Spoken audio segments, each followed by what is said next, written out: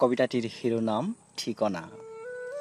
পুৰোনা জাহাজ ঘাট দিচাংমুখ, ঠিকনাটি হাৰিয়ে আছে মামৰে ধৰা লোহাৰ শিকলিৰ। ইয়াৰ সাকি আছে এইখন দিচাং নদী। সেই নদীৰ সোঁতত স্পৰ্শকাতৰ ককাদেউতা আহি কান্দোন, শৈশৱৰ ৰং ৰহস্য। এদিন ককাৰ মুখত শুনা ঢৌ সোধা জাহাজৰ শব্দ, তেতিয়া মোৰ সাধু শুনাৰ বয়স। তাহানি হেনো জাহাজত কাম কৰিছিল, সেই তেতিয়াই লোহাৰ শিকলিৰ চুৰি হৈছিল। ককাদেউতা নাই, অথচ অহজে চিনি পায় আলিবাটৰ ইউই। ধোৱা চাউৰ জখলা, এইখিনিতে আছিল মোৰ ককাদেউতাৰ ঘৰ আৰু মোৰ এতিয়াৰ ঠিকনা।